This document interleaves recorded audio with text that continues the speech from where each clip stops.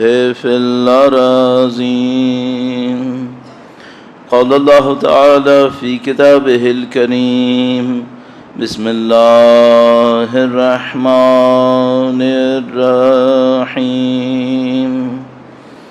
أم حسبت أن أصحاب الكهف والرقيم كانوا من آياتنا عجبا. درود بھیجے گا محمد و آل محمد.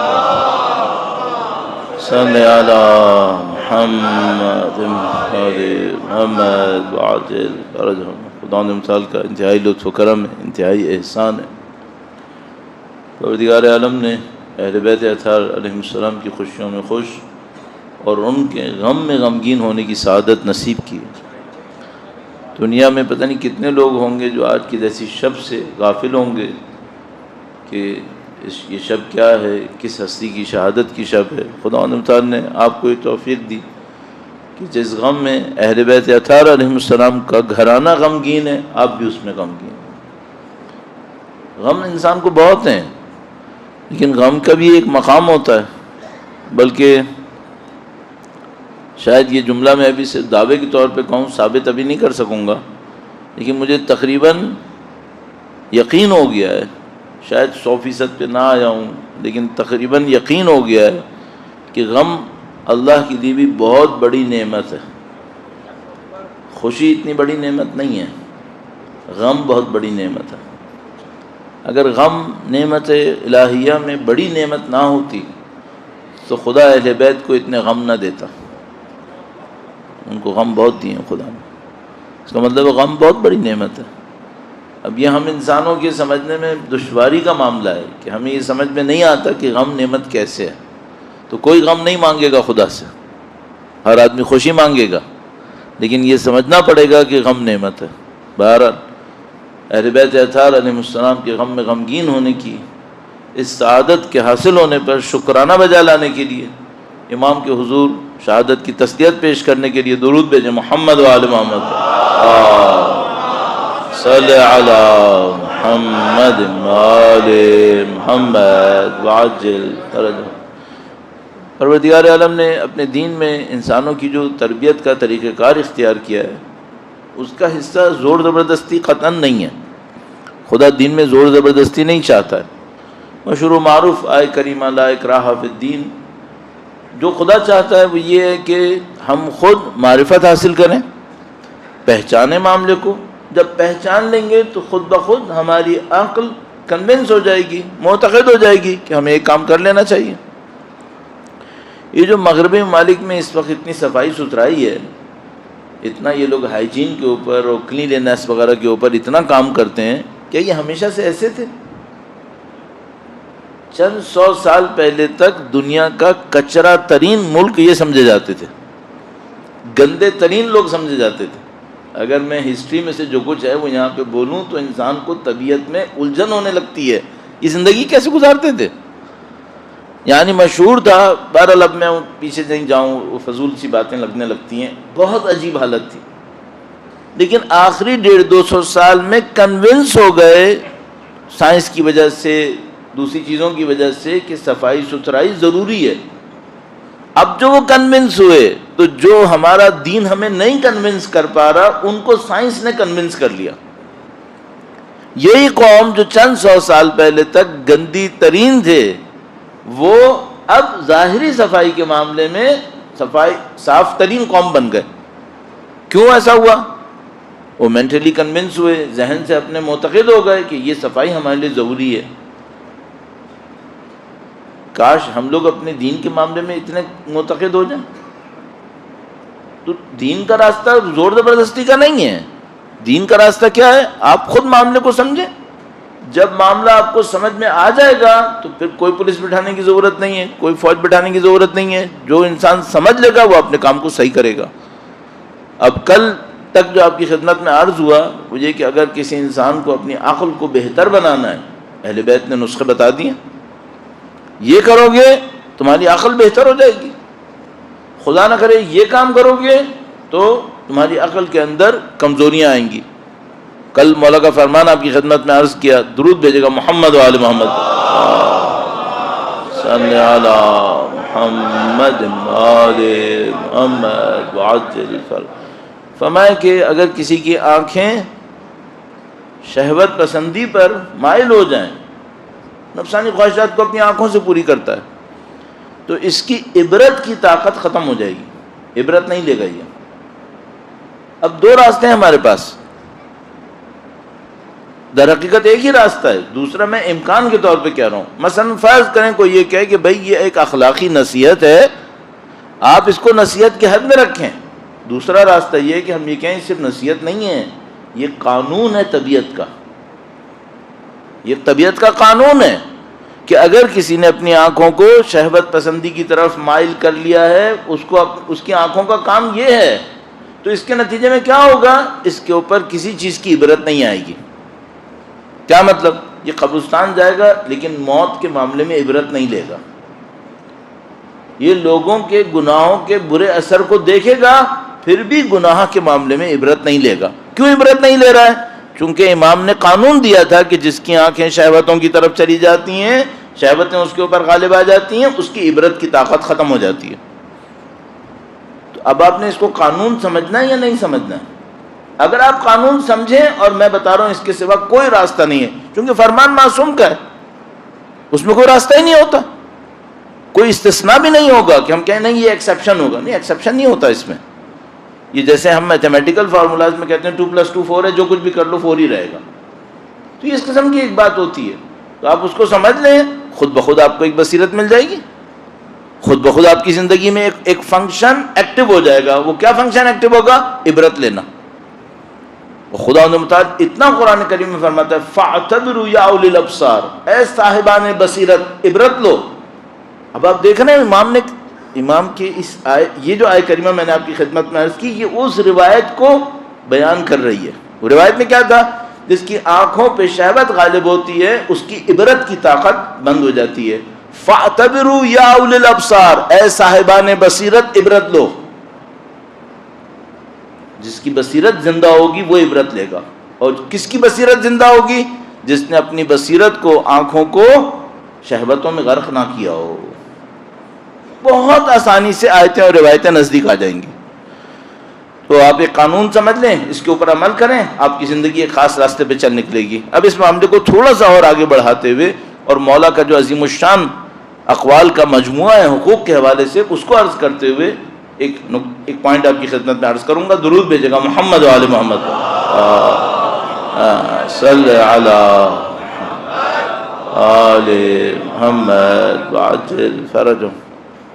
بہت دفعہ ایسا ہوتا ہے کہ کوئی یہ کہتا ہے کہ مولانا کوئی ذکر بتائیں جس سے ہماری زندگی میں یہ بہتری آ جائے. بہت دفعہ ایسا ہوتا ہے.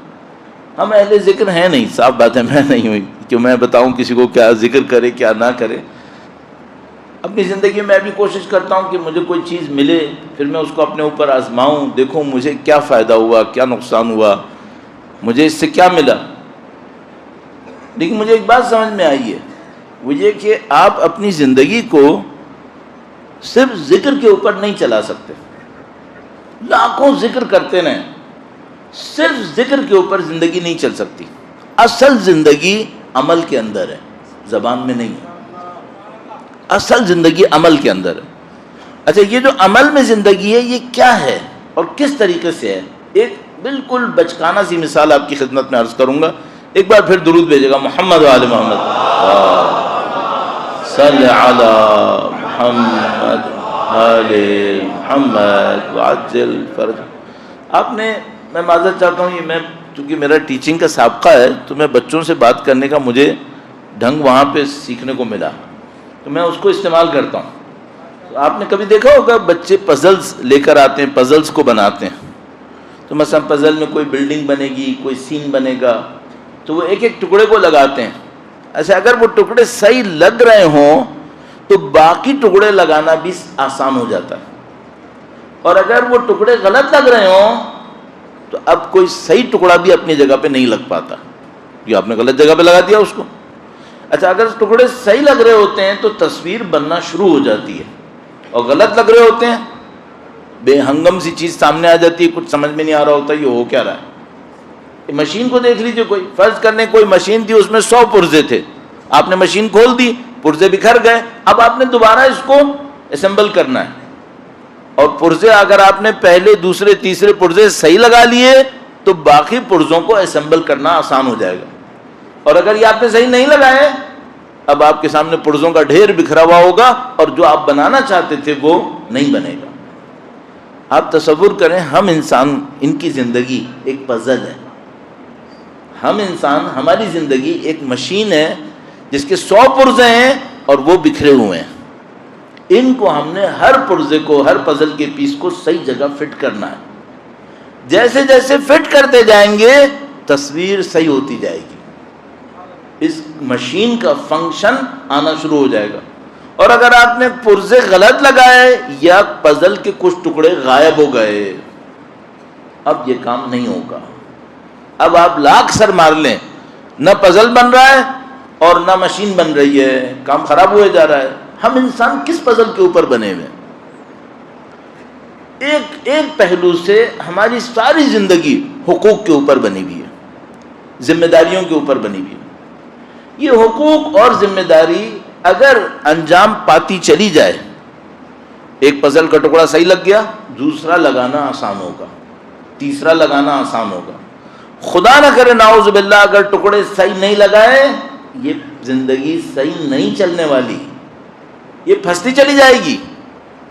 وہ ہمارا ایک بھائی کا دوست تھا، اس نے کہیں نئی موٹر سائیکل لی تو وہ شوق میں کرتا تھا کہ ہر کچھ عرصے کے بعد پوری موٹر سائیکل کھولتا تھا، دوبارہ اس کو اسمبل کرتا تھا، اس کو مزہ آتا تھا اس کام میں، اور اگر کہیں ایک آدھ پرزہ مس ہو جاتا ہے تو پھر گئے۔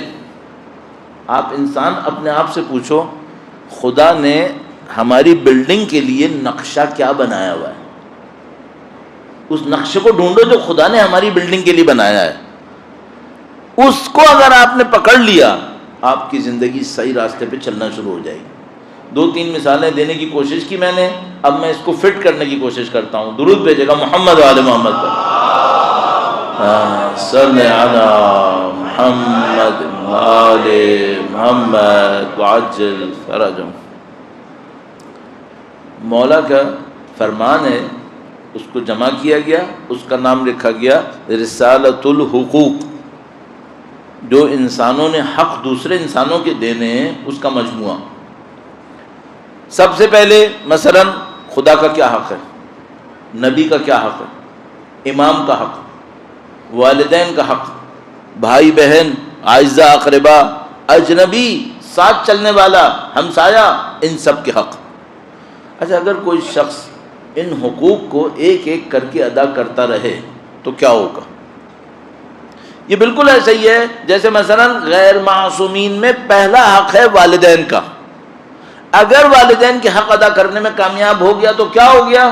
یہ سمجھ لو پزل کے 50% پیسز پہلے جھٹکے میں صحیح لگ گئے، آدھی تصویر تو بن گئی۔ کیوں؟ بنیاد اس نے صحیح کھڑی کر لی۔ بنیاد کیا تھی؟ تم نے اپنے والدین کا حق دینا ہے، یہ دے دیا، آدھی پکچر صحیح ہو گئی، باقی پکچر بنانا بہت آسان ہے، بناتے چلے جاؤ، ایک ایک کر کے حقوق ادا کرتے چلے جاؤ، تمہاری پکچر لگ جائے گی۔ اچھا، اگر یہ پکچر صحیح بن گئی تو کیا ہوگا؟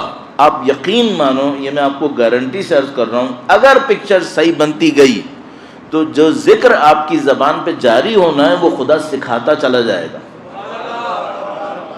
ہم لوگ سمجھ رہے ہیں پہلے میں نے ذکر سیکھنا ہے پھر میرے عمل نے صحیح ہونا ہے، نہیں عزیزم، پہلے عمل نے صحیح ہونا ہے پھر خدا نے ذکر بھی دینا ہے، پہلے عمل سیکھنا ہے۔ اچھا، یہ پیٹرن ہے کیا؟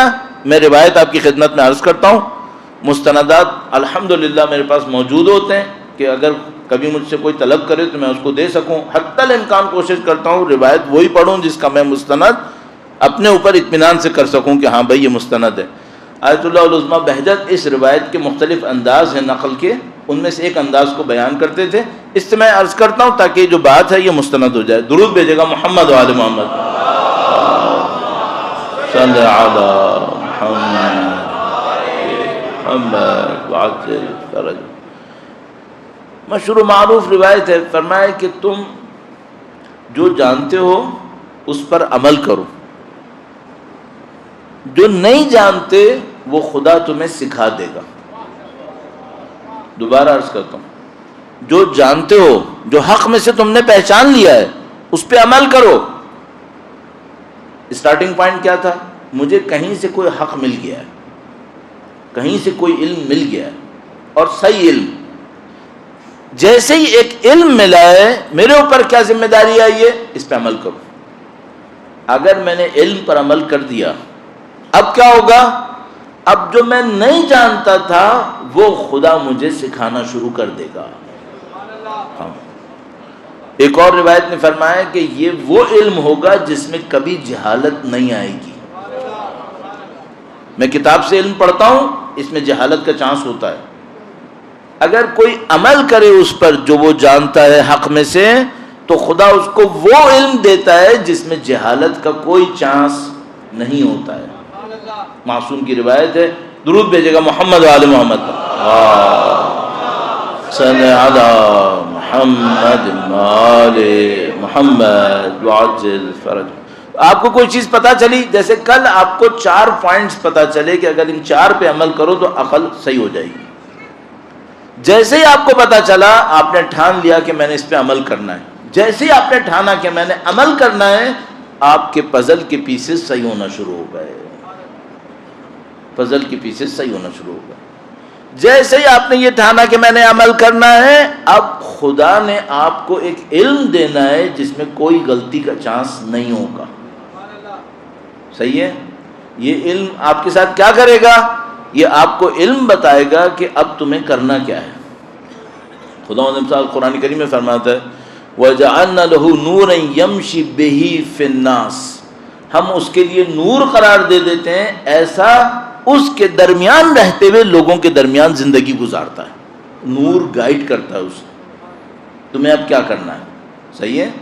تو پہلے ایک علم آیا، حق کا علم، آپ نے اس پہ عمل کر دیا، مولا کا کوئی فرمان آپ کو ملا، صحیح فرمان، آپ نے اس پہ عمل کیا۔ جیسے عمل کیا، علم کے دروازے آپ کے لیے کھل گئے، ہدایت کے دروازے کھلنا شروع ہو گئے۔ اب آپ کا کام یہ بس عمل کرتے چلے جائیں۔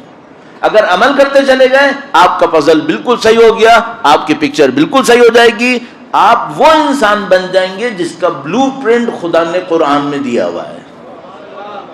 آپ وہ انسان بن جائیں گے، پھر آپ کے ذریعے سے وہ فنکشن کام نظر آئیں گے جو خدا کائنات میں لینا چاہتا تھا۔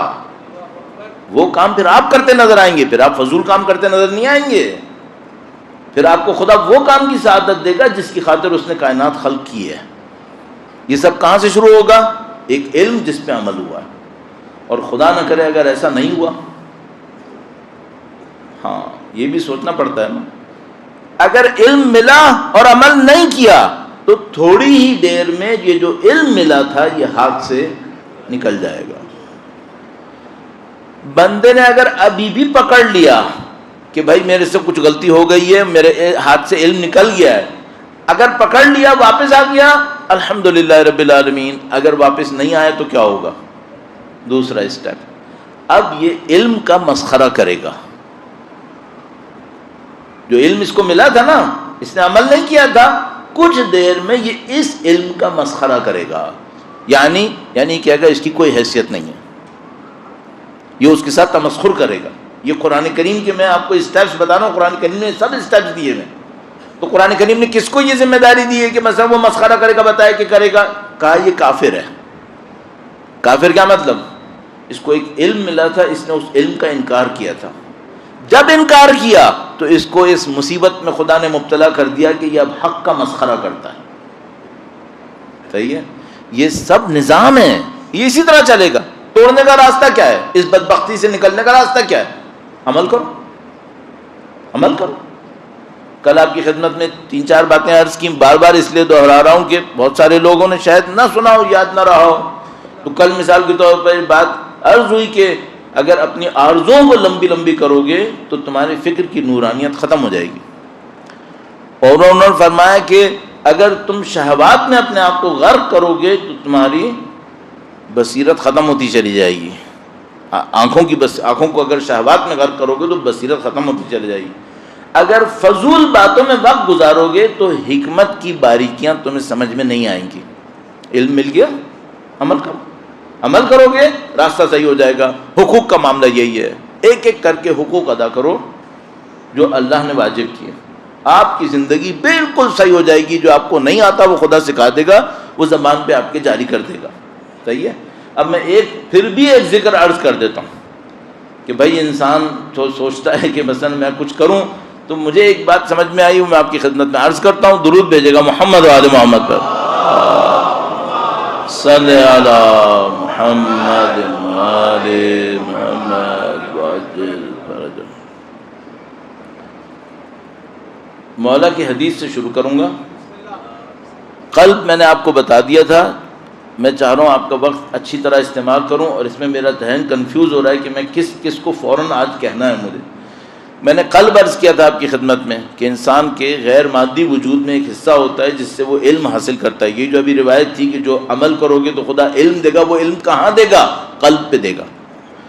اب ایک روایت ہے، امام نے یہ فرمایا کہ میں نے قلب کی نورانیت کو سب سے زیادہ کہاں دیکھا ہے؟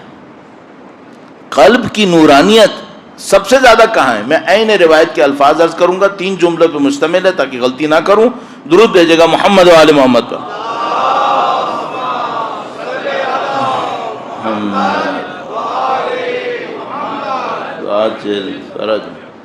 اس روایت سے میرا تعلق بہت پرانا ہوا۔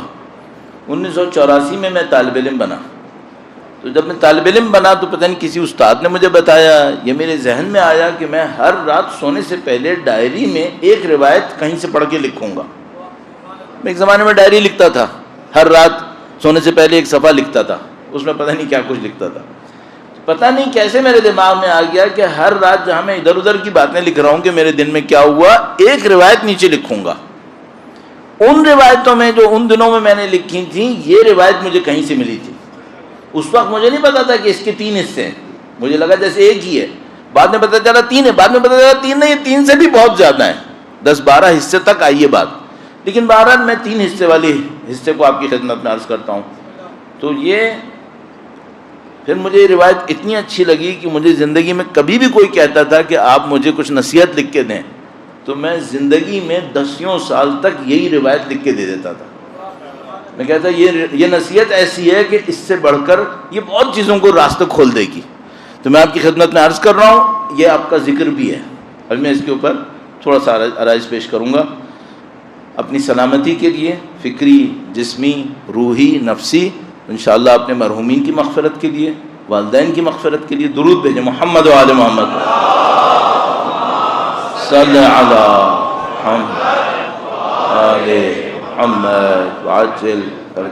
وقت کے امام پہ کہ ہم پر بے پناہ احسانات ہیں، وقت کے امام کے ہم پہ بہت احسانات ہیں، ہم ان احسانات کو نہیں جانتے۔ انجانے میں بھی کم سے کم ان احسانات کو قبول کرتے ہوئے امام کے حضور عرض ادب کے لیے کہ مولا آپ کے احسانات ہم پر بہت ہیں، ہم نہیں پہچانتے۔ درود بھیجیں محمد و آل محمد پر، صلی علی محمد و آل محمد وعجل فرج۔ یہ روایت مستدرک الوسائل میں ہے۔ مستدرک الوسائل مستند کتابوں میں سے ایک ہے، جو لوگ مجتہد بنتے ہیں وہ اس کتاب سے ضرور پڑھتے ہیں، اس کی روایت مستند سمجھی جاتی ہیں۔ مستدرک الوسائل میں مولا چھٹے سرکار سے روایت ہے، ان کی ذات پہ درود بھیجے گا محمد و آل محمد، صلی علی محمد و آل محمد وعجل فرجم۔ میں ڈرتا ہوں بعض اوقات کوئی کہے گا کہ مولانا آپ آدھا ٹائم درود میں کروا کر میٹر کم کر دیتے ہیں۔ روزانہ صبح 140 مرتبہ درود پڑھو، نبی اور اولاد نبی کے فرد فرد کو یاد کرتے ہوئے، دل سے پڑھو، آپ کے دل کو وہ لائٹ ملے گی جو آپ احساس کریں گے۔ روزانہ صبح 140 مرتبہ اللہم صلی علی محمد آل محمد وعجل فرد فرد کو یاد کرتے ہوئے پڑھو، رابطہ بنانے کی کوشش کریں، رابطہ بنا۔ اب میں آپ سے اور وقت نہ لوں۔ فرمایا طلبت نور القلب فوجدته فی التفکر والبکاء وطلبت الجواز علی الصراط فوجدته فی الصدقہ وطلبت نور الوجہ فوجدته فی صلاۃ اللیل۔ مولا نے فرمایا کہ میں نے دل کی نورانیت ڈھونڈی، یعنی دل کی نورانیت کہاں سے ملتی ہے لوگوں کو بتانے کے لیے. فرمایا میں نے دل کی نورانیت کا سبب ڈھونڈا تو وہ کہاں ملا؟ فرمایا فوجدتہ، لوگوں کو بتانے کا انداز ہوتا ہے امام کا، کہاں ہے؟ تفکر والبکا، غور و فکر اور گریہ و زاری. تو آپ کو دل کی نورانیت چاہیے تو آپ ہمیشہ اپنے دن میں اپنے 24 گھنٹے میں غور کیجیے گا، آپ اس 24 گھنٹے میں کب خدا کی راہ میں روئے. اگر روئے ہیں چاہے نماز میں غیر نماز میں، اس کا مطلب ہے آپ کا دل نورانیت کی طرف جا رہا ہے. اور اگر 24 گھنٹے میں ایک دفعہ بھی نہیں روئے، اس کا مطلب کیا ہے؟ آج آپ کی نورانیت میں کوئی خاطر خواہ اضافہ نہیں ہوا، شاید کمی ہوئی ہو. بہت ضروری. اور تفکر، مثلا میں نے عرض کیا صبح 140 مرتبہ درود پڑھیں اور تفکر کریں اس میں کہ مثلا نبی کی ذات، امیر المومنین کی ذات، بی بی کی ذات، تمام کی ذوات مقدسہ پہ سوچتے ہوئے ایک ایک کر کے تفکر انجام دیں. اور گریہ، اچھا گریے کے لیے کیا کریں؟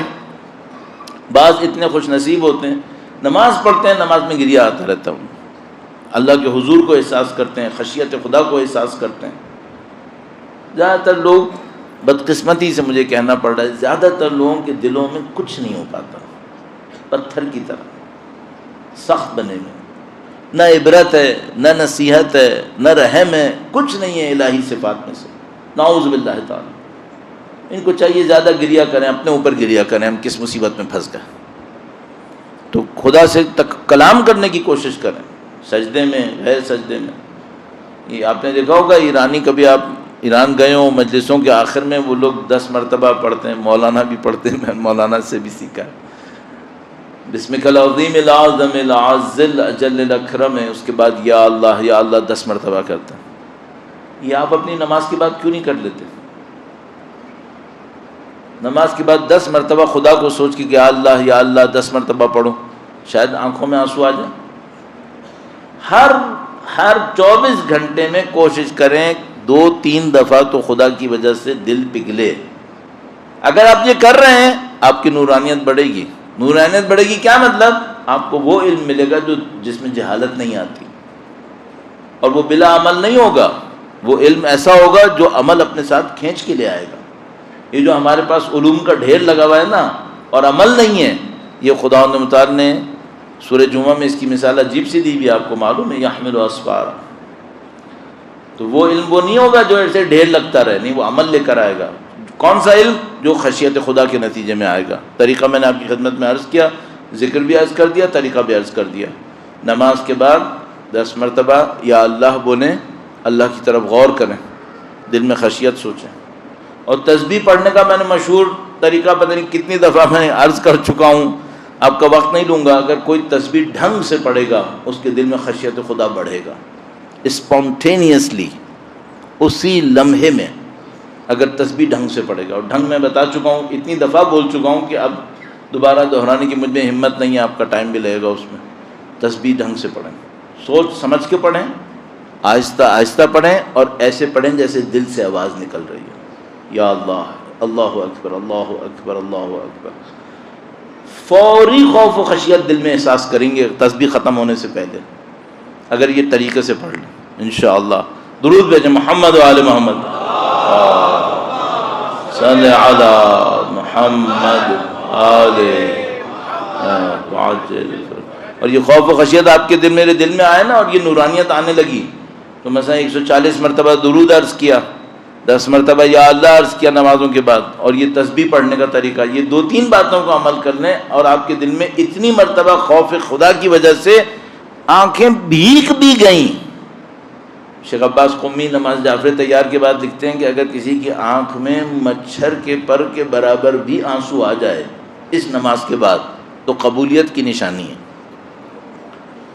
اگر 3 دفعہ دن میں 3 نمازوں کے بعد 10 مرتبہ یا اللہ کہے، تسبیح پڑھ رہا ہو، صبح کو 140 مرتبہ درود پڑھ رہا ہو، ان سب سے مچھر کے پر کے برابر بھی آنسو آ جائے اس کے ذہن میں، آنکھوں میں، خدا کی خوف کی خاطر، اس کا مطلب کیا ہے؟ اس کا مطلب اس کا دل نورانی ہونے کی طرف جا رہا ہے. دل نورانیت ہو رہا ہے، کیا مطلب؟ ایسا علم ملے گا جو عمل لے کر آئے گا، خود بخود اس کو اذکار بھی ملیں گے، خود بخود اعمال بھی ملیں گے، لیکن صرف ایک شرط کیا ہے؟ حقوق کے معاملے میں کوتاہی نہ کرے، ورنہ کوئی ذکر ساتھ نہیں دے گا۔ والدین کے حقوق ادا نہ کرے، روزانہ پورا قرآن پڑھ لے، کچھ نہیں ہوگا، مشکل میں پھنسا رہے گا۔ حقوق کے معاملے میں بہت سخت معاملہ ہے۔ امام نے فرمایا طلبت نور القلب فوجدته فی التفکر والبکاء، نور قلب چاہی تو اس کو غور و فکر اور بکا میں پایا، اور دونوں کا کمبینیشن میں نے آپ کو عرض کر دیا کیسے حاصل ہو سکتا ہے۔ وطلبت الجواز علی الصراط فوجدته فی الصدقہ، یہ چاہا کہ پل صراط پہ سے گزرنا آسان کیسے ہو، تو اس کو صدقے میں پایا۔ صدقہ دے، صراط پہ سے گزرنا آسان ہوگا۔ اب جیسے میں نے آپ سے کہا نا، آپ کے اور میرے ذہن میں فوراً آئے گا یہ وہ پل صراط ہے جو محشر کے بعد ہے، وہ ہے وہاں پل صراط، ہر روز یہاں پل صراط ہے۔ جس پل صراط پہ وہاں گزرنا پڑے گا اس کی نشانی یہاں ہر روز ایک پل صراط ہے، ہمیں صرف پتہ نہیں کہ یہ پل صراط تھا۔ آپ زندگی میں کسی جگہ پہ پہنچیں گے، دو میں سے ایک فیصلہ کرنا ہے، یہ پل صراط ہے، اس کا حق دوں یا نہیں دوں، یہ پل صراط ہے۔ صحیح فیصلہ کیسے کریں گے؟ صدقہ دیا کرو، صدقہ دیا کرو۔ امام نے فرمایا ایک اور فرمان میں بڑا عجیب، بہت نفیس، فرمایا صدقہ مخفی صدقہ، مخفی صدقہ انسان کی غلطیوں کو ختم کر دیتا ہے۔ غلط فیصلے سے بچنا ہے تو کیا کرو؟ پرخلوص صدقہ دو۔ کیا پرخلوص صدقہ ہمیشہ پیسہ ہوتا ہے؟ نہیں، صدقہ پیسہ بھی ہوتا ہے، اس سے بڑے صدقے ہوتے ہیں۔ اس سے بڑے صدقے کیا ہوتے ہیں؟ کسی بچے کو ہنس کے دیکھ لو کہ وہ خوش ہو جائے، یہ صدقہ ہے۔ ہاں، صدقے سے محروم کیوں کر رہے ہو؟ اگر میں چہرہ ایسا بنا کے رکھوں کہ بچے ویسے ہی مجھ سے بھاگ جائیں، محروم کیا اپنے آپ کو تم نے صدقے سے؟ بچوں کو خوش کرو، یہ صدقہ ہے۔ نبی فرماتے ہیں رکاوٹوں کو دور کرو راستے سے، صدقہ ہے۔ کوئی بیمار ہے، خدا نہ کرے مشکل میں ہے، دو جملے ہمدردی میں بول دو، صدقہ۔ پیسہ ہے تو پیسہ بھی دے دو۔ کچھ نہیں کر سکتے صدقے میں، رات کے وقت میں تاریکی میں تنہائی میں ہاتھ اٹھاؤ، دوسروں کو دعا دو، صدقہ ہے۔ اور کیا ہوتا ہے؟ تو کیوں محروم کر؟ اگر کوئی صدقہ دے تو کیا ہوگا؟ امام فرمانے صراط پہ سے آسانی سے گزر جائے گا۔ کون سا صراط؟ یہی جو دنیا میں پلے صراط آتے ہیں، دو فیصلے کرنے ہوتے ہیں، فیصلے غلطی کرتا ہے، اس میں آسانی ہو جائے گی اگر یہ صدقہ دیتا رہے۔ کیا مطلب؟ یعنی یہ دن میں خدا کی خاطر کچھ اچھے کاموں کو کرتا رہے، جس میں سے ایک اچھا کام پیسہ دینا ہے، ایک اچھا کام دوسروں کے سامنے خوش رہنا ہے تاکہ وہ اچھائی احساس کر۔ اور میں اور عرض کروں، صدقہ بہت بڑا ایک صدقہ، وہ کیا ہے؟ عزت دو، عزت دو اس کو جس کو کوئی عزت نہیں دے رہا ہے، اس کو عزت دو۔ اتنا بڑا صدقہ ہے، کروڑوں روپے وہ کام نہیں کر سکیں گے جو یہ کر دے گا۔ عزت دو۔ خدا کیا چاہتا ہے ہم سے؟ خدا یہ چاہتا ہے کہ تم خدا کی نعمتوں کا چینل بن جاؤ۔ خدا جس کو عزت دینا چاہتا ہے تم اس کو عزت دو، اس کا مطلب ہے تم خدا کے کام میں چینل بن گئے ہو۔ یہ خدا چاہتا ہے ہم سے۔ تو امام نے فرمایا طلبت نور القلب، میں نے نور قلب ڈھونڈی اور اس کو تفکر و بکا میں پایا، اور طلبت الجواز علی الصراط، کوئی چاہتا ہے صراط پہ سے آسانی سے گزرے تو صدقے میں پایا۔ اور میں نے صراط کی تفصیل آپ کی خدمت میں عرض کی، صراط صرف محشر والا صراط سمبولک ہے، اس کے نتیجہ ہے، وہ اصل صراط یہاں ہے۔ اس لیے فرمایا صراط علی نمسکو، علی کا راستہ جس پہ ہم چلیں گے، یہ ہم سے کہا۔ یہ کیوں امام کا کیوں کہا گیا کہ یہ پل صراط شمشیر سے زیادہ بال زیادہ باریک ہے، شمشیر زیادہ تیز ہے؟ کیا مطلب ہے اس کا؟ تم دنیا میں حق پہ چل کے دیکھو، پھر دیکھو کیا ہوتا ہے۔ شمشیر آتی ہے نہیں آتی ہے؟ اور سب سے بڑی شمشیر عرض کروں، سب سے بڑی شمشیر ہمارے نفس کی شمشیر ہے، جس سے لڑنا پڑے گا، ہمیں کچوکے لگاتی رہے گی۔ تم ذلیل ہو گئے، تم حقیر ہو گئے، تم یہ ہو گئے، آپ کو اس سے لڑنا پڑے گا۔ نہیں ہوا، عزت خدا کی طرف سے۔ عزت کیوں کیوں کیوں بندوں سے عزت ڈھونڈوں؟ کیوں؟ خدا کم ہے عزت دینے والا؟ کیوں بندوں سے عزت ڈھونڈوں؟ لیکن توحید کہاں ہے ہمارے اندر؟ ہر ایک کو اکڑنے کی خواہش ہے، ہر ایک کو نمائش کی خواہش ہے. پھر بولتے ہیں ہماری قوم کی طاقت کم کیوں ہو رہی ہے؟ قوم کی طاقت تم کو بڑھانی، کمزوروں کو عزت دو، کمزوروں کو عزت دو، وہ صدقہ ہے. اللہم صلی علی محمد آل محمد وعجل فرج. بعض اوقات میں ایسا ہوتا ہے بولتے بولتے مجھے لگتا ہے میں اپنے آپ سے بولنے لگا ہوں، تو میں بھول جاتا ہوں کہ آپ بھی بیٹھے تو میں آپ کی تھکاوٹ مجھے جب میں واپس آتا ہوں تو مجھے یاد آتا ہے کہ بھائی اتنے لوگ بیٹھے ہیں، یہ بھی تو تھک گئے ہوں گے. تو آپ اپنی تھکاوٹ کو دور کرنے کے لیے درود بھیجیں محمد و آل محمد صلی علی محمد آل محمد وعجل فرج. طلبت نور القلب، نور قلب کہاں؟ تفکر والبکا. طلبت الجواز علی الصراط فوجدته فی الصلاۃ. اب یہ آخری چیز بہت عجیب ہے. طلبت نور الوجہ فوجدته فی صلاۃ اللیل. امام فرما رہے ہیں میں نے چہرے کی نورانیت چاہی، اس کو نماز شب میں پایا ہے. یہ جو وجہ کی نورانیت ہے، معذرت کے ساتھ عرض کروں گا، دیکھیں ایک یہ چہرہ ہے، وجہ عربی میں چہرے کو کہتے ہیں، یہ چہرہ ہے، صحیح ہے. یہ چہرہ اس کی نورانیت کی بات کر رہے ہیں امام ایک، یا نہیں ہماری روح کا کوئی چہرہ ہے، ہماری روح کا بھی ایک چہرہ ہے، صحیح ہے. یا ایک اور مسئلہ ہے، معذرت کے ساتھ عرض کر رہا ہوں بالکل عوامی زبان میں، چہرہ سمبولک ایکسپریشن ہے ہماری پرسنالٹی کا. بس آپ کسی آدمی کو ہاتھ سے نہیں پہچانتے، چہرے سے پہچانتے. تو امام فرما رہے ہیں تم کو اپنی پہچان میں نورانیت چاہیے تو نماز شب پڑھو. صرف چہرے کا مطلب چہرہ نہیں ہے، یہ بھی ہو سکتا ہے، لیکن اصل کیا ہے؟ تمہاری پہچان میں کتنی نورانیت ہے. کسی کی پہچان میں خوف ہے، اس کو دیکھ کے لوگ ڈرتے ہیں. کسی کی پہچان میں شوبازی ہے، سب کو پتا ہے یہ شوبازی کرتا ہے. کسی کی پہچان میں مکاریت ہے، سب کو پتا ہے بہت مکار انسان ہے. کسی کی پہچان میں نورانیت ہے.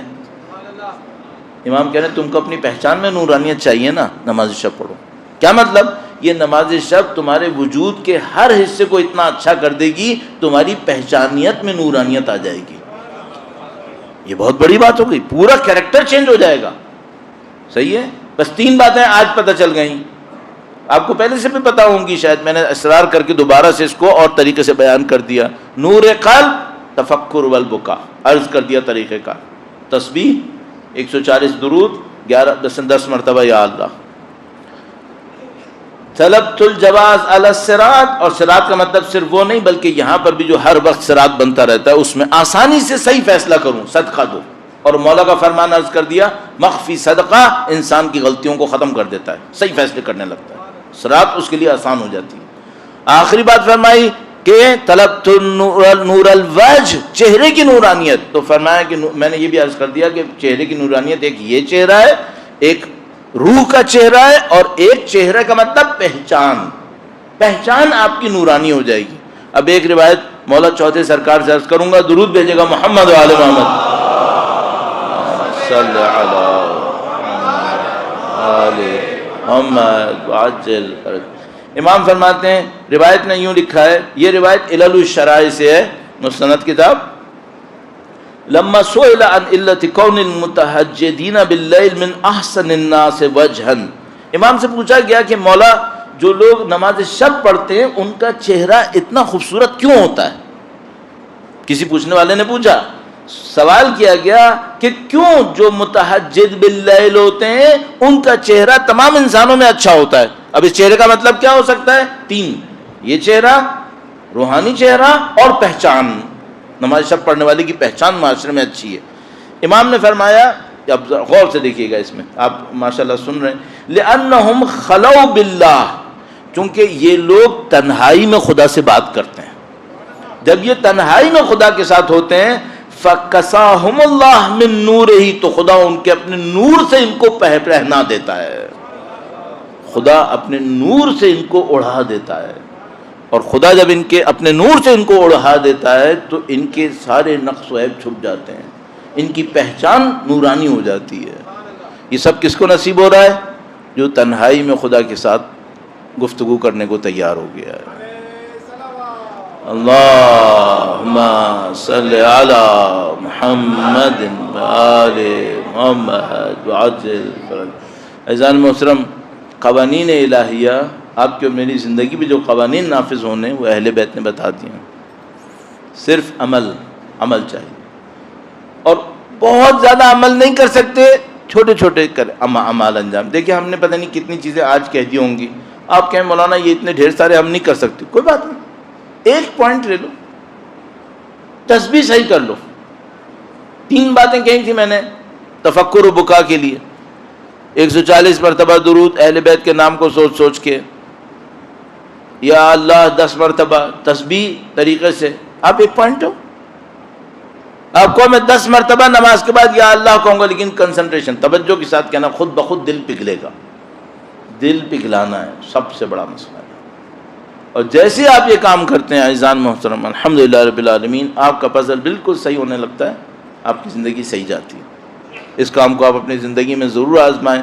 اور میں بیچ میں ایک بات کہہ چکا ہوں، دوبارہ ایک بات ڈر کے مارے کہہ رہا ہوں، آپ اس کو برا نہیں مانیے گا، مجھے اس بات کا بہت ڈر لگا ہے کہ بہت سارے لوگ زندگی میں ان اچھائیوں کا تجربہ کیے بغیر مر جاتے ہیں۔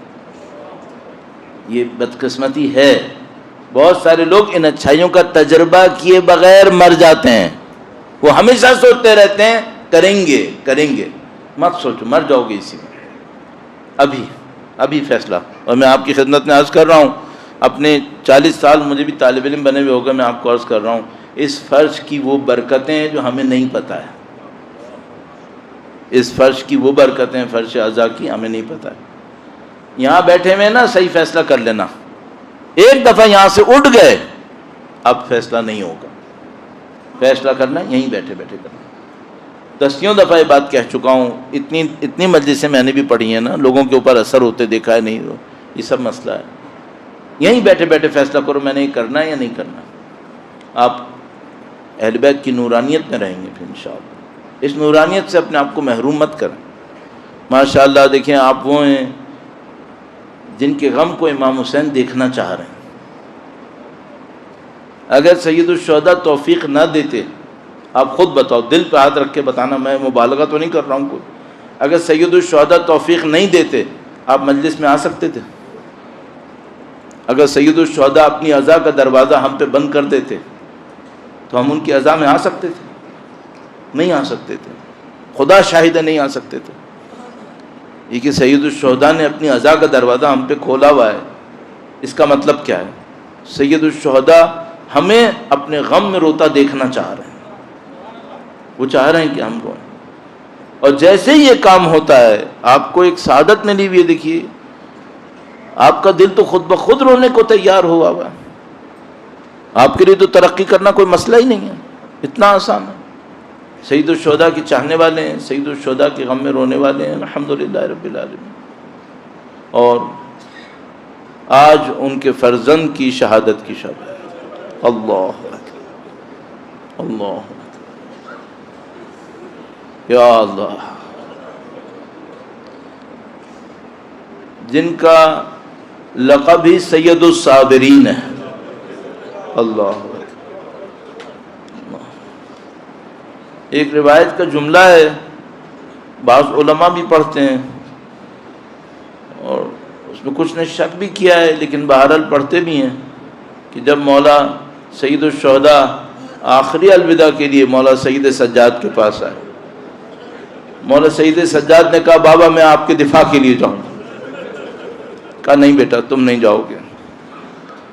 اب اس کو تمثیل میں عرض کرتے ہیں، کہتے ہیں میں نے شمشیر سے جہاد کیا، تمہیں زنجیر سے کرنا، تمہیں فَلْيَبْكِ الْبَاكُونَ وَلْيَنْدُبِ النَّادِبُونَ، اس پہ رونا ہوگا، اس پہ رونا ہوگا۔ فرمایا ہم نے شمشیر سے جہاد کیا، بیٹا تم کو زنجیر سے کرنا ہے۔ تمثیلاً بیان کرتے ہیں، ہمارا خون کربلا میں بہا ہے، تمہارا کربلا سے شام تک بہے گا۔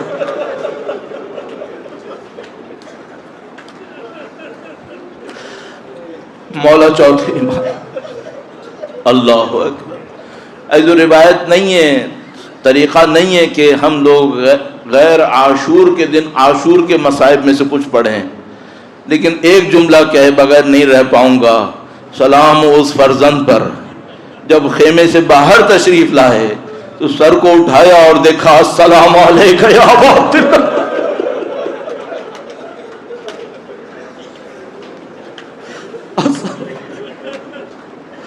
کسی امام کی امامت اس انداز میں شروع نہیں ہوئی تھی۔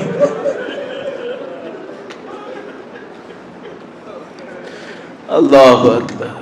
اماموں کے معاملات کچھ اور ہیں، ظاہر ہے امتحانات کچھ اور ہیں۔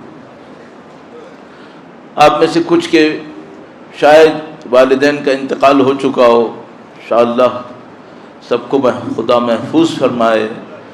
جس نے اپنے باپ کا جنازہ دیکھا ہو تو جب یہ خبر ملتی ہے تو پہلی خواہش یہ ہوتی ہے باپ کا جنازہ احترام سے اٹھ جائے۔ میرے مولا وہ مظلوم ہے جس کے بابا کا لاشا پامال ہوا ہے،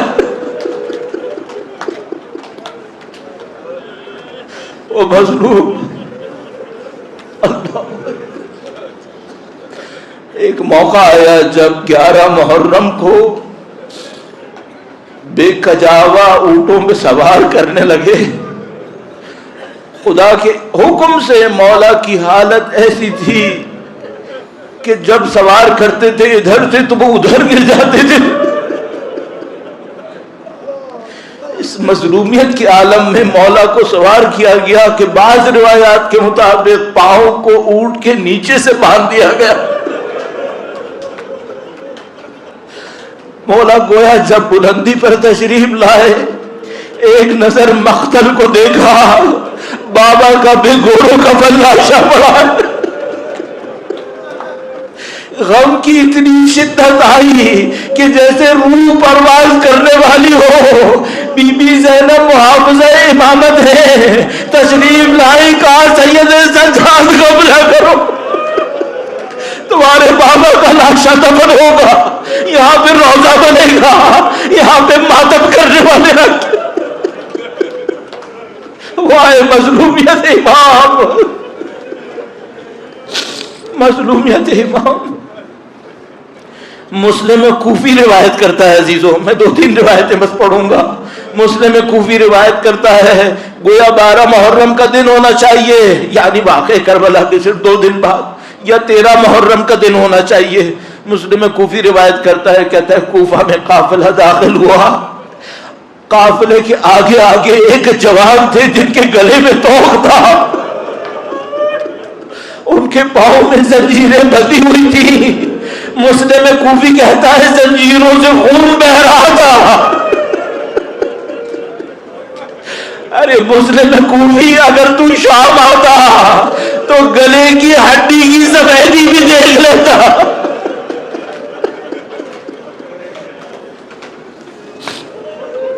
مولا سید سجاد کے غم، بیویوں کے ساتھ چلنا، اور شام کا بازار، شام کا بازار۔